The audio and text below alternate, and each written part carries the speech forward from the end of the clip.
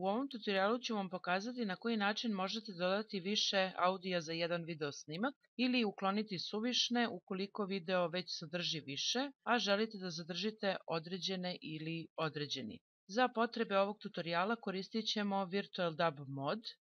Aplikaciju možete preuzeti sa virtualdubmod.sourceforge.net i pod Downloads odabrati poslednju verziju. Takođe, aplikaciju možete preuzeti klikom na link koji je dat u opisu iznad ovog tutoriala. Kada smo sačuvali aplikaciju, otvaramo folder i pokrećemo VirtualDub mod.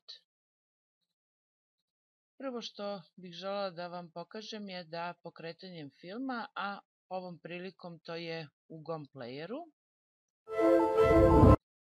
desnim klikom, zatim audio i select stream, na listi dobijamo samo jedan zvuk. Da bismo dodali zvuk, idemo na file, zatim open video file, dolazimo do lokacije na kojoj nam se nalazi video sa kojim želimo da radimo i učitamo video. Kažemo no, zatim pod streams idemo na stream list i kao što vidimo u ovom slučaju imamo jedan audio file. Klikom na add dodat ćemo novi audio. Dolazimo do lokacije na kojoj nam se nalazi audio koji želimo da dodamo.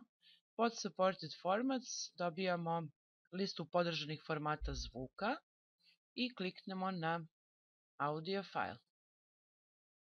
Sada smo na listi dobili naš audio file i ukoliko želimo da on bude primarni, označit ćemo file, a zatim kliknuti Move Up. Kažemo OK, idemo File, Save As, odredimo lokaciju smeštanja fajla, dodalimo mu naziv,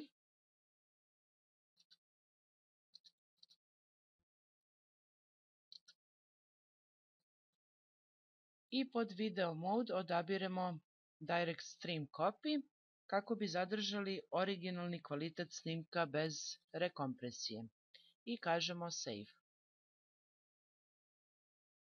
Pokretanjem video fajla automatski će se pokrenuti zvuk koji smo prethodno dodelili da bude primarni.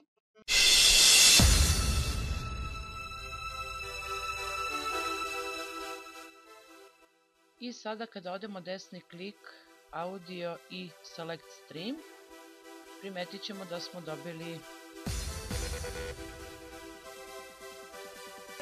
dva ponuđena zvuka. Možemo odabrati i drugi i sada će nam se pokrenuti drugi zvuk.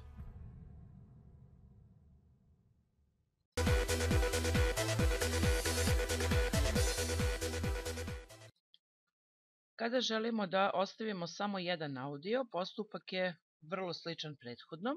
Dakle, učitat ćemo video file iz koga želimo da uklonimo zvuk. Idemo na File, Open Video File, kažemo No i zatim Streams i Stream List. Označimo zvuk koji želimo da uklonimo i kliknemo Disable. Ukoliko imate više zvukova, najbolje je prethodno ih preslušati u okviru playera, zapamtiti brojeve onih koji želite da ostavite, a ostale na isti način uklonite. Kažemo OK, idemo na File, Save As, odredimo lokaciju smeštanja, dodelimo naziv fajlu, pod Video Mode odaberemo Direct Stream Copy i kažemo Save. Nadam se da je tutorial bio od pomoći. Za sva dodatna pitanja možete se obratiti putem kontakt formulara na sajtu ili ostaviti komentar ispod samog tutoriala.